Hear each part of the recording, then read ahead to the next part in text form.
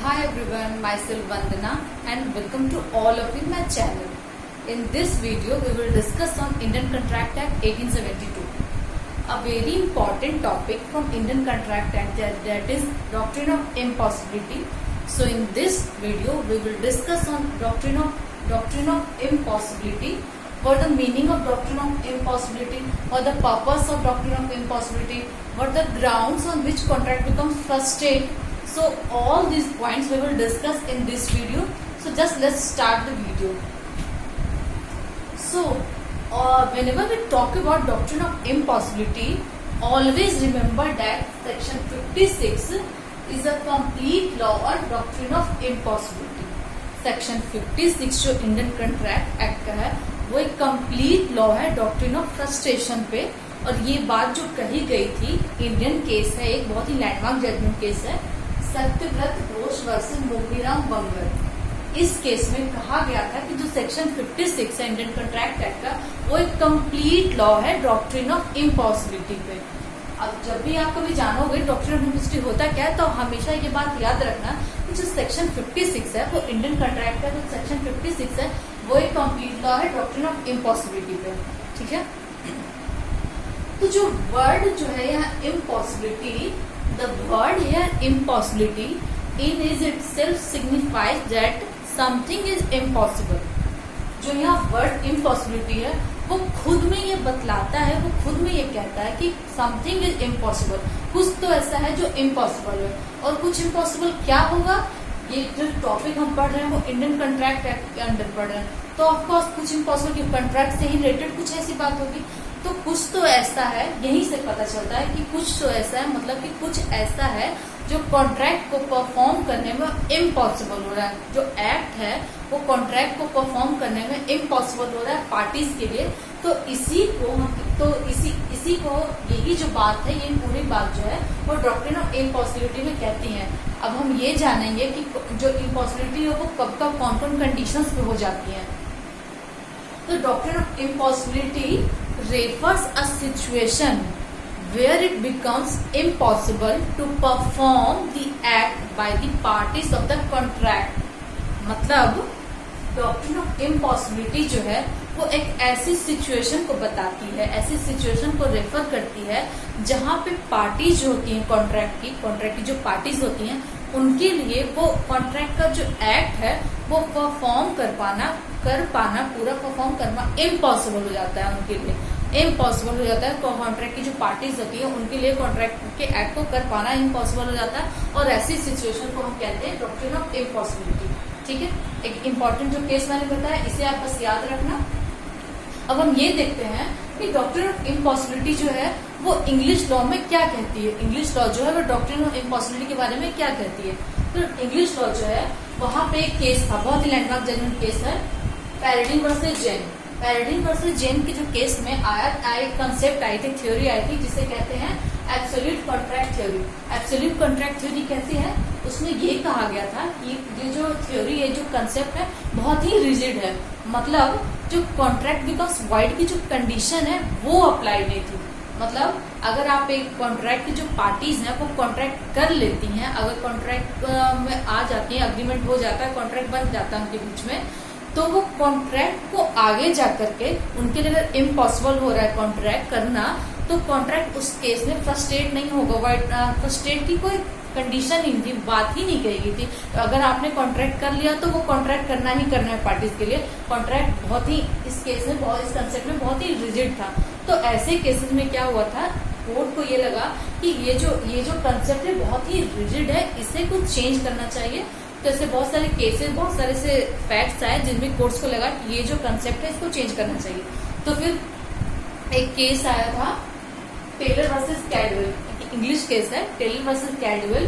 इस केस में first time doctrine of frustration जो है वो लाया गया था, और यहीं से हमारे इंडिया में डॉक्ट्रिन ऑफ इम्पॉसिबिलिटी और फ्रस्ट्रेशन जो है सेक्शन 56 के अंडर इंश्राइंड हुआ। ठीक है, तो इस केस के फैक्ट्स में बताती हूँ आपको क्या हुआ था। इस केस में क्या हुआ था, एक ए है एक बी है। ठीक है, ए के पास खुद की थिएटर है, बी को इवेंट करना है। तो बी को इवेंट करने के लिए एक थिएटर चाहिए। तो उसने बी ने ए से कहा कि मुझे आपका थिएटर जो है वो चाहिए अपने इवेंट करने के लिए। ए ने कहा ठीक है, मैं आपको अपना थिएटर दूंगा विद रेंट, जो भी कंसिडरेशन था उनके बीच में, पूरा जो वैलिड कॉन्ट्रैक्ट की जो भी कंडीशंस होती वो सारे उनके बीच में कॉन्ट्रैक्ट हो गया। ठीक है, ए और बी के बीच में कॉन्ट्रैक्ट हो गया, थिएटर इवेंट को लेके हो गया। पर जिस दिन बात ये हुई कि जिस दिन जो इवेंट होने वाला था बी का, उस दिन क्या हुआ, वो उस ए का जो थिएटर है वो जल गया। लेकिन थिएटर जो जला वो ए की, इसमें कोई फॉल्ट नहीं थी, वो और भी रीजंस होंगे, वो थिएटर जल गया लेकिन ए की कोई फॉल्ट नहीं थी। तो थिएटर जल गया तो इवेंट के एक रात पहले अगर थिएटर जल रहा है तो कैसे पॉसिबल होगा पार्टी के लिए उस कॉन्ट्रैक्ट को आगे परफॉर्म कर पाना इतने कम ड्यूरेशन में? कैसे थिएटर फिर से वो इवेंट के लिए तैयार कर सकता, नहीं कर सकता ना। तो कॉन्ट्रैक्ट के लिए, पार्टीज के लिए कॉन्ट्रैक्ट को परफॉर्म कर पाना इम्पॉसिबल हो गया। और ऐसे केस में जहां पे जिस कॉन्ट्रैक्ट का जो सब्जेक्ट मैटर, कॉन्ट्रैक्ट का सब्जेक्ट मैटर क्या था, थिएटर, थिएटर में ही इवेंट होने वाला था, जो पूरे कॉन्ट्रैक्ट का जो सब्जेक्ट मैटर है थिएटर, वो ही डिस्ट्रॉय होगा। अगर कॉन्ट्रैक्ट का सब्जेक्ट मैटर ही डिस्ट्रॉय हो जाता है तो उस केस में कॉन्ट्रैक्ट पार्टीज को कॉन्ट्रैक्ट कर पाना इम्पॉसिबल हो जाता है और कॉन्ट्रैक्ट जो है वो फ्रस्ट्रेट हो जाएगा। इस केस में ये बात कही गई थी और इसी केस में डॉक्ट्रिन ऑफ फ्रस्ट्रेशन जो है फर्स्ट टाइम लाया गया था। ठीक है, ये बात क्लियर होगी यहाँ तक की। तो इंग्लिश लॉ ये कहता है, इंग्लिश लॉ से डॉक्ट्रिन ऑफ फ्रस्ट्रेशन आया और वहीं से हमारे इंडिया में भी सेक्शन 56 के अंडर ये बात लाई गई, ये बात कही गई है। ठीक है, अब आते हैं कि डॉक्ट्रिन ऑफ इम्पॉसिबिलिटी जो है, इम्पॉसिबिलिटी जो है वो कौन कौन कंडीशंस हैं जिसपे इम्पॉसिबिलिटी हो सकती है।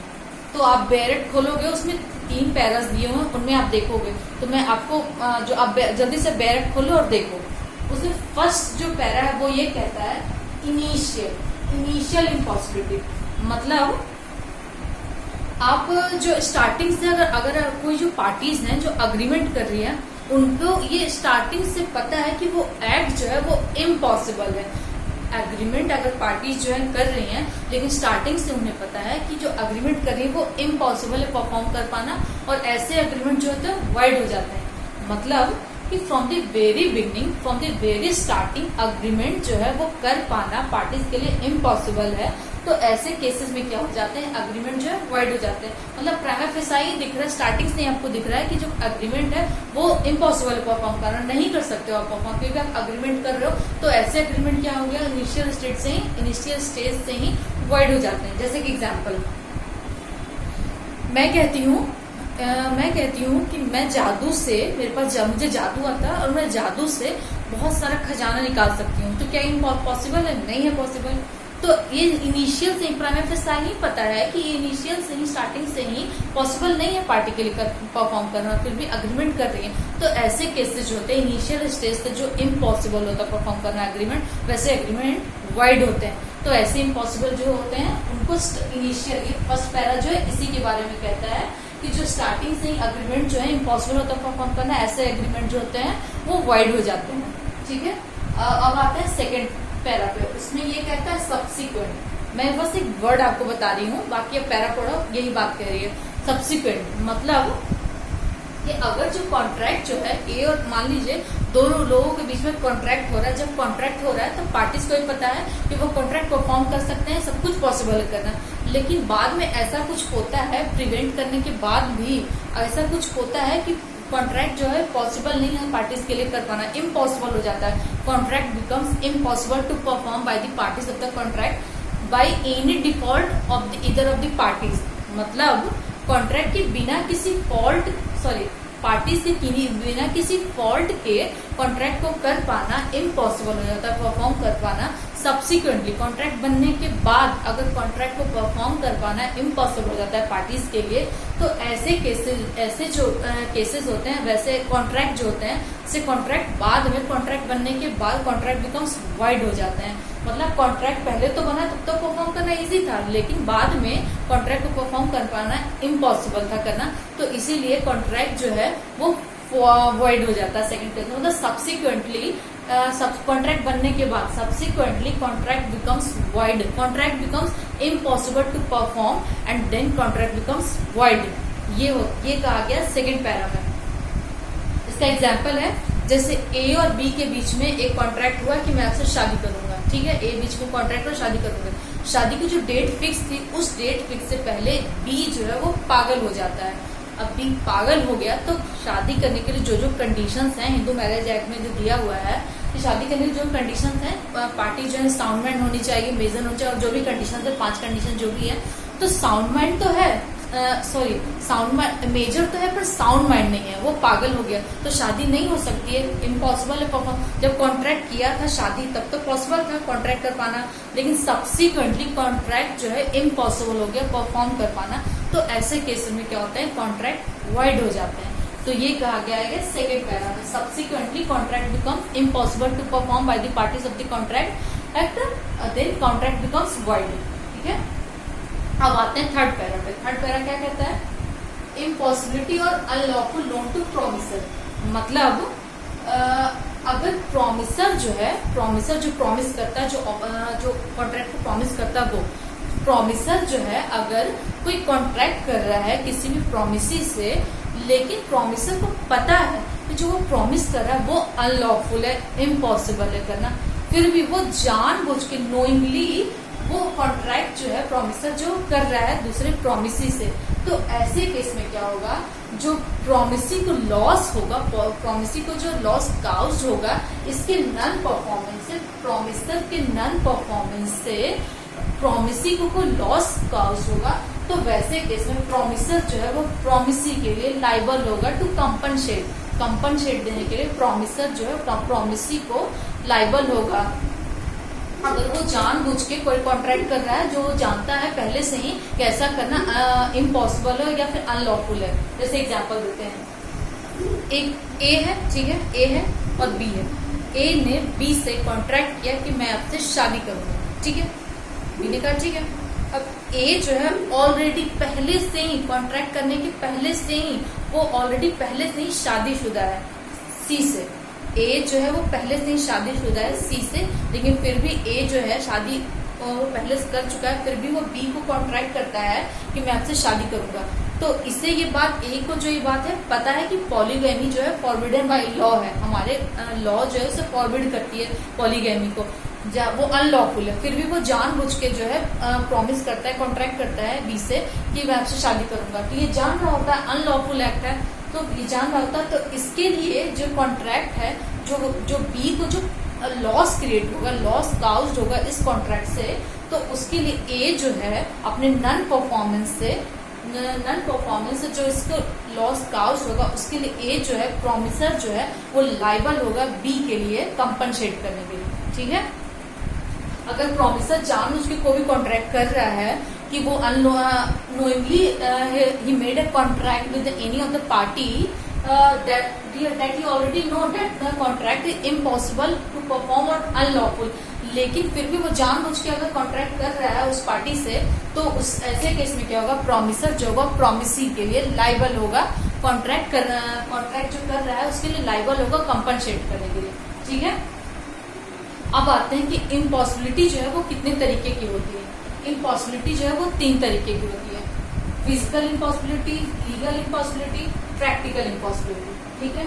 अब फिजिकल इम्पॉसिबिलिटी में क्या होता है कि जो आपका सब्जेक्ट मैटर है कॉन्ट्रैक्ट का, उसकी एग्जिस्टेंस खत्म हो जाए, वो डिस्ट्रॉय हो जाए, उसका डिस्ट्रक्शन हो जाए, मतलब जो पूरे कॉन्ट्रैक्ट का जो सब्जेक्ट मैटर है वो ही उसकी एग्जिस्टेंस ही खत्म हो जाए, वो डिस्ट्रॉय हो जाए। जैसे कि इस केस में मैंने बताया था टेलर वर्सेस कैडवल केस में, उस केस में क्या था, कॉन्ट्रैक्ट का जो सब्जेक्ट मैटर था वो थिएटर था, तो थिएटर ही जल गया। थिएटर जब जल गया तो पार्टी के लिए इम्पॉसिबल है परफॉर्म करना। तो जब फिजिकल एग्जिस्टेंस ही खत्म हो जाए उस पूरे कॉन्ट्रैक्ट की, सब्जेक्ट मैटर ही खत्म हो जाए उसका, तो ऐसे केसेस में जिस कॉन्ट्रैक्ट में जिस कॉन्ट्रैक्ट में सब्जेक्ट मैटर ही डिस्ट्रॉय हो जाए, वैसे केस में क्या होता है कि फिजिकल इम्पॉसिबिलिटी कहते हैं उसको, ठीक है। ये केस है, इसमें आता है, ठीक है। अब सेकेंड पॉइंट होता है लीगल इम्पॉसिबिलिटी। लीगल इम्पॉसिबिलिटी वो होती है जहाँ पे आप कॉन्ट्रैक्ट तो कर रहे हो, लेकिन उस कॉन्ट्रैक्ट से रिलेटेड हमारी गवर्नमेंट जो है कोई न्यू लॉ बनाती है और उसको प्रोहिबिट कर देती है।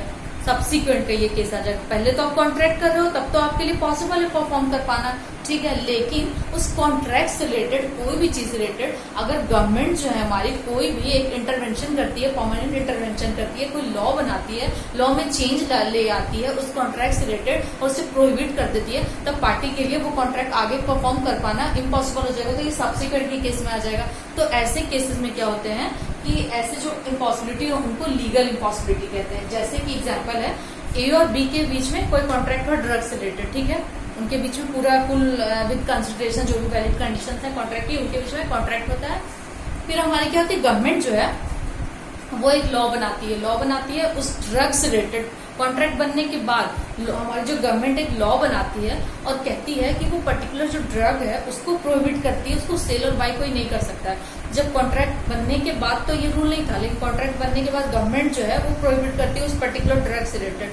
तब क्या हो जाएगा, वो पार्टी जो है कॉन्ट्रैक्ट को परफॉर्म नहीं कर पाएंगी और ऐसे केसेस में क्या हो जाएगा, ऐसे केसेस को क्या कहते हैं, लीगल इम्पॉसिबिलिटी। पार्टीज के लिए इम्पॉसिबल है परफॉर्म कर पाना, ड्रग को बाद में सप्लाई करना, तो ऐसे भी ऐसे इम्पॉसिबिलिटी क्या कहते हैं, लीगल इम्पॉसिबिलिटी। अब थर्ड आते हैं प्रैक्टिकल इम्पॉसिबिलिटी। प्रैक्टिकल इम्पॉसिबिलिटी मतलब जिस कॉन्ट्रैक्ट का ऑब्जेक्ट फेल हो जाए, जिस कॉन्ट्रैक्ट का ऑब्जेक्ट फेल हो जाए, ऐसे इम्पॉसिबिलिटी को हम प्रैक्टिकल इम्पॉसिबिलिटी कहते हैं। इस केस में क्या था, जिस कॉन्ट्रैक्ट में सब्जेक्ट मैटर केस हो जाए, फर्स्ट टाइम इसी केस में आया था कि सब्जेक्ट मैटर डिस्ट्रॉय होता है टेलर वर्सेस कैडवेल में, तो ऐसे कॉन्ट्रैक्ट को हम फ्रस्ट्रेट कर देते हैं। तो ये एक प्रैक्टिकल इम्पॉसिबिलिटी जहाँ जिसका ऑब्जेक्ट फेल हो जाए, वैसे केसेस में इम्पॉसिबिलिटी, वैसे केसेस में क्या होता है, कॉन्ट्रैक्ट फ्रस्ट्रेट हो जाएगा।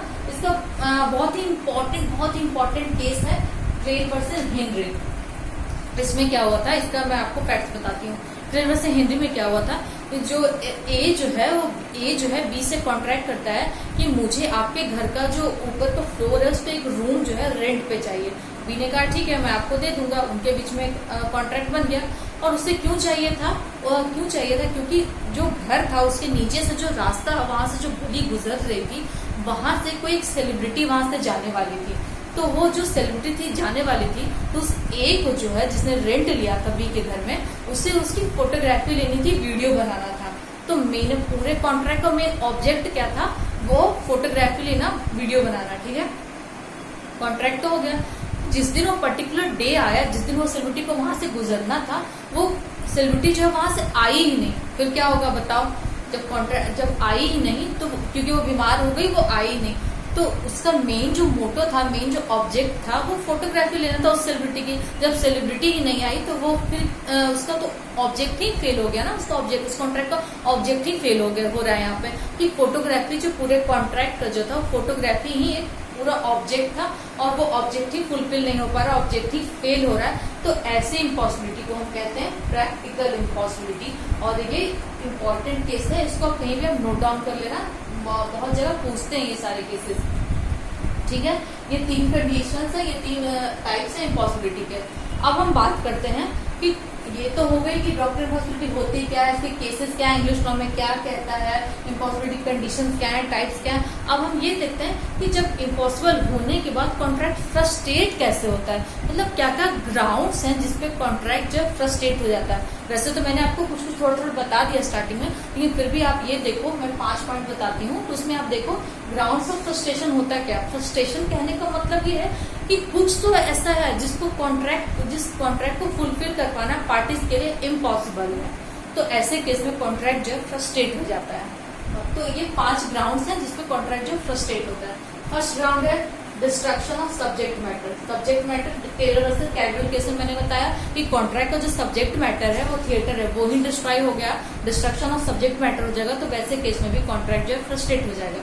सेकंड पॉइंट पे आते हैं, डेथ और इनकैपेसिटी। डेथ और इनकैपेसिटी मतलब अगर कोई पार्टी है, दो लोगों के बीच में कोई कॉन्ट्रैक्ट होता है, वो अगर एक जो पार्टी है उसकी डेथ हो जाती है या इनकैपेबल हो जाता है कॉन्ट्रैक्ट को परफॉर्म कर पाना, तो ऐसे केस में भी कॉन्ट्रैक्ट क्या होते हैं, फ्रस्ट्रेट हो जाते हैं।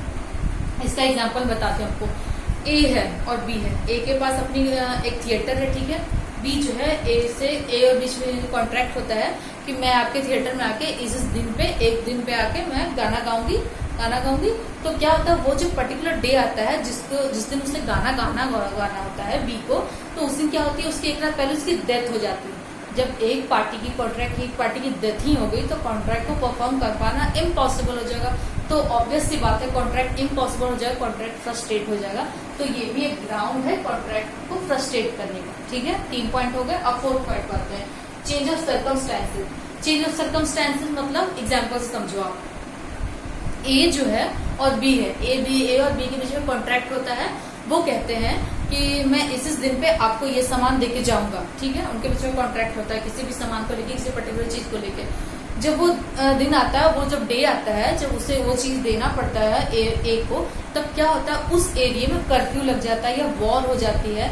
तो ऐसे केसेस में पार्टी की जो कॉन्ट्रैक्ट हुई थी वो परफॉर्म कर पाना इम्पॉसिबल हो जाएगा और इम्पॉसिबल हो जाएगा, तो कॉन्ट्रैक्ट फ्रस्ट्रेट हो जाएगा ऐसे केसेस में। ठीक है, अब और आते हैं 4th पॉइंट पे, ऑब्जेक्ट फेल। ऑब्जेक्ट फेल मैंने इसमें बताया प्रैक्टिकल इम्पॉसिबिलिटी में, रिवर्स से हिंदी के केस में।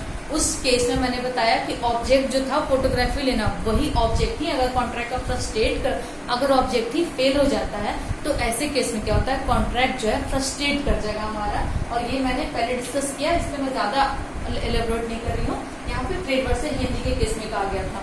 ठीक है, अब आते हैं 5th पॉइंट पे, गवर्नमेंट और लेजिस्लेटिव इंटरवेंशन।